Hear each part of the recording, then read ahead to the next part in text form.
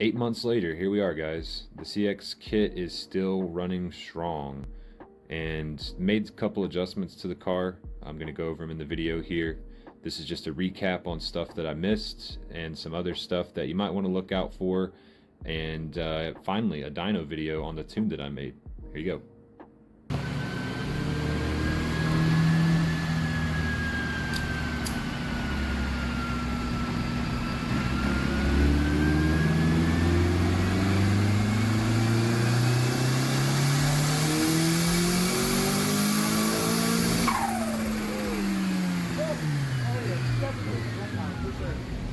Oh yeah, let's go.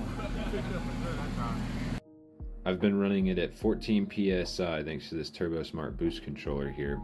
You are limited to 8 psi on this turbo, and if you're going to play with just the stock settings, I recommend putting 2 nuts together on the wastegate actuator rod. That way you don't have to take it off to change psi settings. The oil feed kit on this turbo doesn't have oscillating ends, so you definitely want to make sure that you don't have any kinks or any kind of tension down towards the bottom down here going into the block. Over time, this can result in actual kinks, even if it's just a very slight one with a little bit of tension, so keep that in mind. I ended up having to shave about another 1/8 of an inch off the back of the bay to get this downpipe to fit properly, and it also exploded off one of the welds and I had to re-weld it, and I beat the shit out of it so I could get it to fit down there in the bottom and not hit the subframe. You definitely want to pay attention to how your pipes and everything settle after you drive the car. Make sure that you're not scrubbing anywhere in the bay, like here. So if it is, just adjust the couplers accordingly and you'll be fine. Otherwise, it will dig into that pipe. I did trim down some of the fan support here, just so we had good clearance for the intercooler pipe and it wasn't just rubbing or slightly missing it. If you end up adding a dose pipe, make sure that the cone filter is not hitting the end, or the honeycomb filter if you still using it. But that's kind of something I did just to get that nice flutter sound. If you're running a coolant reroute, I ended up cutting the pipe right here, right at the inlet to the radiator, about a 1/2 inch of pipe off, just so it would get up tighter. And then I ended up actually putting a zip tie so it would pull it closer because one of my mounts broke. But otherwise, the radiator's been great.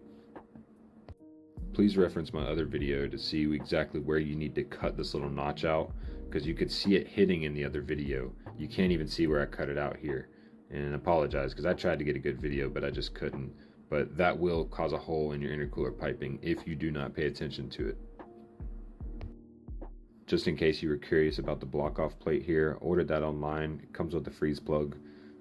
Put some Honda Bond around it.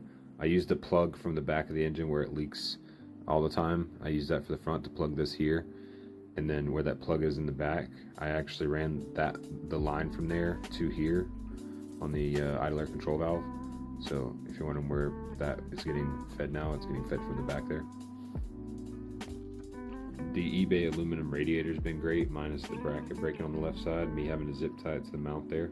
I bought this reservoir on Amazon for like 30 bucks. Clears up some space in the bay, so it looks a little bit better. You may or may not have noticed the long nose crank on the 1.6. The other one was a short nose crank. If you did notice, kudos. It's over here on the stand. It's built. Top to bottom, all the good stuff I could find. You know, boundary oil pump, Wiseco, flying Miata pistons, EAP rods, ACL stuff, and ARP stuff, you know, Supertech stuff. Yeah. If I had to do it over again, would I buy this turbo kit again? Yes. I've absolutely enjoyed the shit out of this thing.